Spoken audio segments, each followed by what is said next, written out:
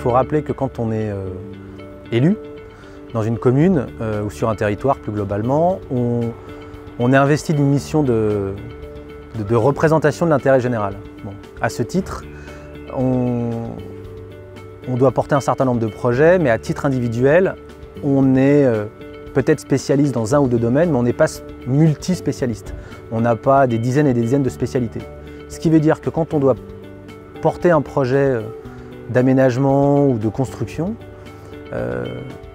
ça fait partie de notre boulot d'élu de recourir aux professionnels qui vont pouvoir nous aider dans ce projet.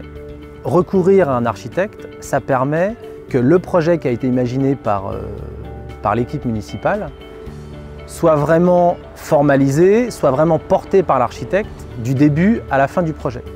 C'est l'assurance que le projet va voir le jour tel qu'il est prévu.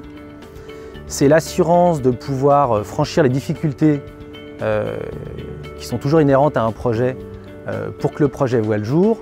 Et c'est la possibilité pour un élu de s'abriter, mais ce n'est pas péjoratif, de s'abriter derrière la compétence d'un professionnel qui, lui, va engager sa responsabilité civile dans le projet.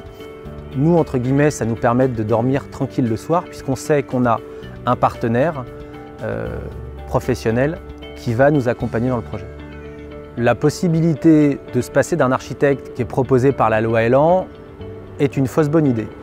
Dans le cadre d'un projet, si on se passe d'un architecte, ça veut dire qu'en cas de problème, on est seul, sans être particulièrement compétent, face à la difficulté et on doit la gérer seul. C'est vraiment une fausse bonne idée. Ça apparaît comme un gain de temps et un gain d'argent, mais c'est l'inverse qui va se passer.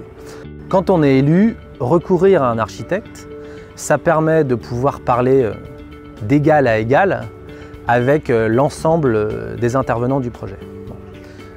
Un architecte est un sachant. Il va donc pouvoir négocier en notre nom. Il va pouvoir obtenir des résultats que nous, on n'aura pas forcément. Il va pouvoir bloquer si nécessaire. Il va pouvoir obtenir ce que nous, on ne serait pas capable d'obtenir de nos partenaires dans le cadre d'un projet. Ça se vérifie à chaque fois. Recourir à un architecte, c'est une vraie prestation, donc ça a un coût.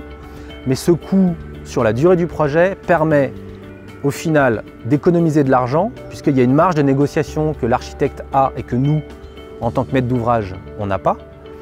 Deuxièmement, c'est un gain de temps sur la phase d'exécution du chantier. Et puis, ce qui est très confortable pour l'élu, c'est effectivement une économie de stress, puisqu'on se repose sur le professionnalisme de l'architecte.